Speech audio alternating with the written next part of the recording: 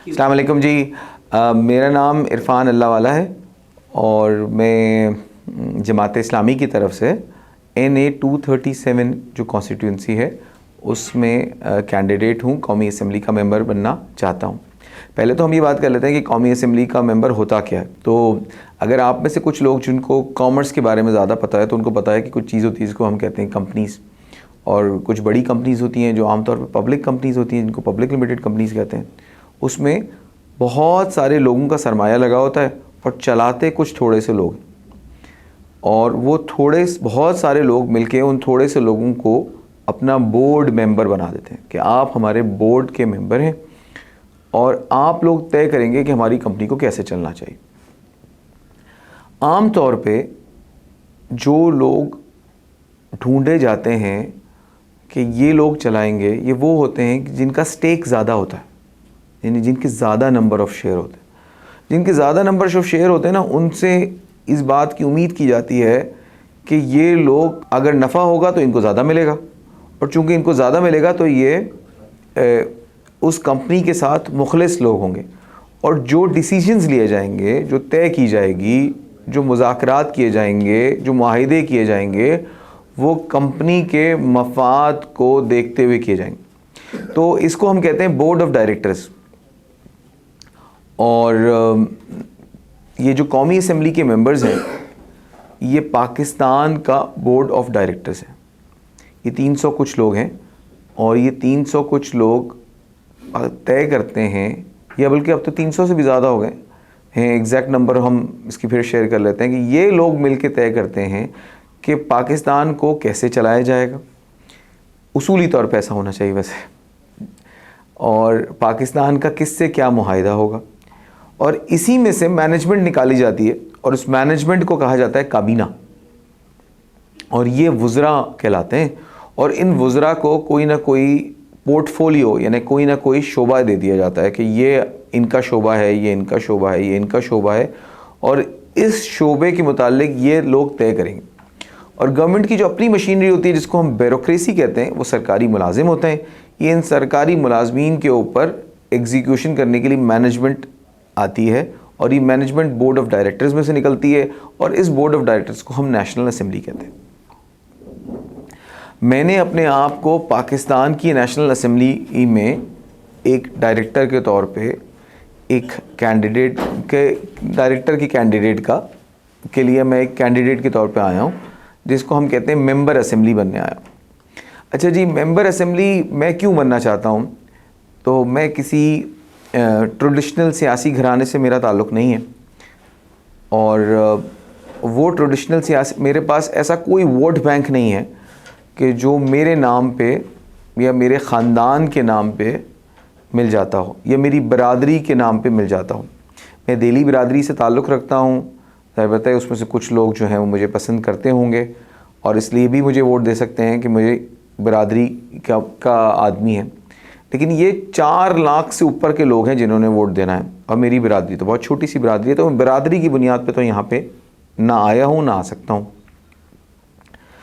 मैं तो इस वजह से यहाँ पे खड़ा हुआ हूँ कि जमात इस्लामी ने मुझे यहाँ के लिए नॉमिनेट किया है, और जमात इस्लामी के सैकड़ों और हज़ारों कारकुनान ने मुझ पे ये जो जमात इस्लामी तय कर देती है, तमाम की तमाम हज़ारों की टीम जो है वो उसी के लिए काम करती है। हम में से किसी का कोई ज़ाती मफाद नहीं होता, ना हम अपनी ज़ात के लिए लड़ना चाहते हैं। इसीलिए वो तमाम लोग जो ख़ुद नहीं खड़े हुए और मुझे खड़ा किया है, वो मेरे लिए पैसे भी जमा कर रहे हैं, मेरे लिए काम भी कर रहे हैं, और मैं भी उन हज़ारों लोगों में से एक हूँ जो इस काम को करेंगे। अलबत्ता चेहरे के तौर पे मेरा चेहरा जमात इस्लामी ने तय किया है। अल्लाह ताला इस फ़ैसले में उनकी बरकत दे, और अल्लाह ताला हमसे वो काम ले ले कि जिस काम को हम करना चाहते हैं। लेकिन हम बताएं कि हम क्या काम करना चाहते हैं। पाकिस्तान को के अंदर हम ऐसी क़यादत, ऐसी लीडरशिप, ऐसी मैनेजमेंट देना चाहते हैं कि जो पाकिस्तान से मुखलिस हो, जो इस्लाम से मुखलिस हो, जो पाकिस्तानियों के साथ मुखलिस हो, जो आम पाकिस्तानी लोगों पे मुश्तमिल हो, और जो पाकिस्तान के मफाद के लिए काम करें। अगर हम कराची शहर में आ जाएं तो हम कराची शहर के मफाद के लिए काम करें।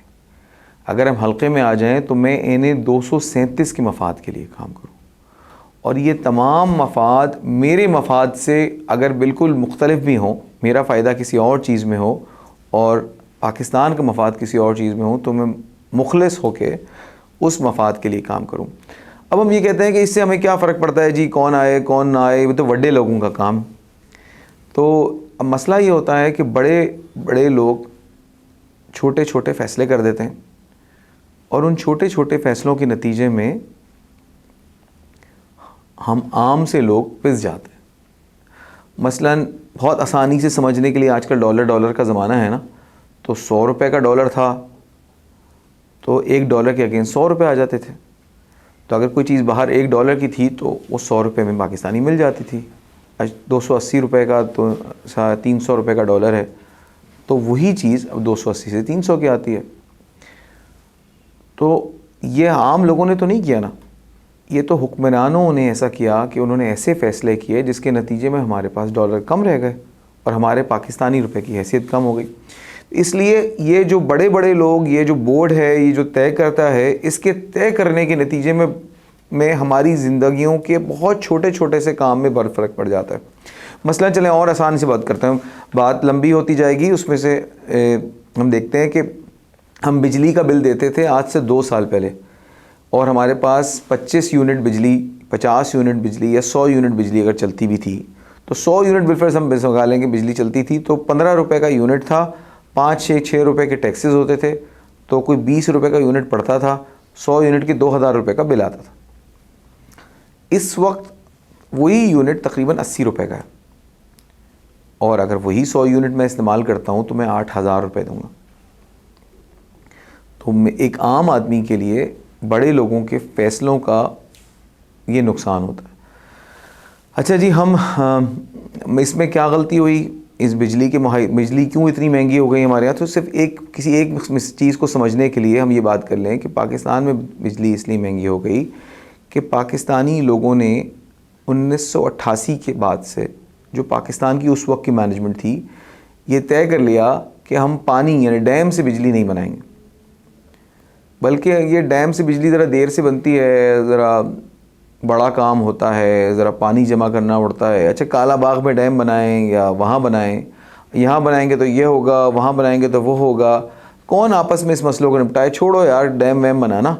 हम ऐसा करते हैं, बड़े बड़े जनरेटर मंगवा लेते हैं बाहर से, और बाहर से तेल मंगवाएंगे, जनरेटर लगाएंगे, बिजली बनाएंगे, बल्ले बल्ले हो जाएगी।